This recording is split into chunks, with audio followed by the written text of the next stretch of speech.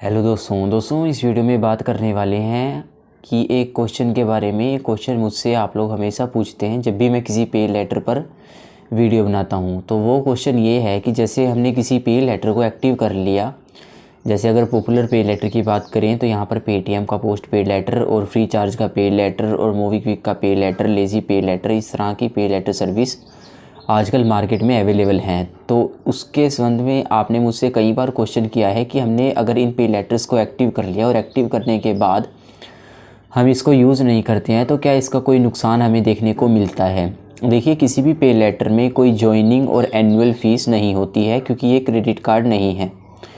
तो मान लीजिए कि आपने किसी पे लेटर को एक्टिव कर लिया तो जॉइनिंग फ़ीस तो ऐसी कोई नहीं होती है और ना ही एनुअल, तो किसी प्रकार का चार्जेस तो आपको नहीं देना पड़ेगा जब तक कि आप उस पे लेटर को यूज़ नहीं करते। क्योंकि एक्टिव करने के बाद यूज़ करेंगे तो फिर आपको जो जितनी अमाउंट आपने यूज़ की है, जितनी भी किसी पे लेटर में आपको मिली है, उतनी अमाउंट को जो आप यूज़ करते हैं उसको वापस आपको करना होता है, जो भी उनका सर्टेन टाइम पीरियड होता है।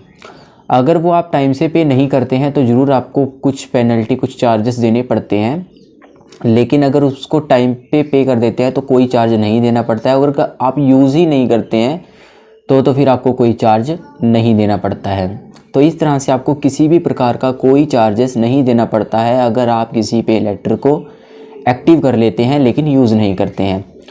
तो फिर क्या इसका कोई नुकसान नहीं है? तो इसका एक नुकसान है। वो नुकसान ये है कि जैसे आपने किसी पे लेटर को एक्टिव कर लिया तो जब आप उसको एक्टिव करते हैं तो आपका जो सिविल स्कोर है उसमें वो कोई पे लेटर या कोई क्रेडिट कार्ड नहीं बल्कि एज अ लोन आपके सिविल में वो शो करने लगता है। क्योंकि वो सिविल में एक लोन शो कर रहा है, तो जब आप किसी अनदर लोन के लिए, अगर जैसे एक बड़ी अमाउंट के लोन के लिए, जैसे मान लीजिए 5 लाख 10 लाख इस तरह के अमाउंट के लिए आप अगर जो सिविल में अगर इंक्वायरी करते हैं, मान लीजिए कहीं बैंक में जाकर, तो क्योंकि वो जो पे लेटर वो एज ए लोन शो कर रहा है तो उसकी वजह से आपको कुछ परेशानी हो सकती है।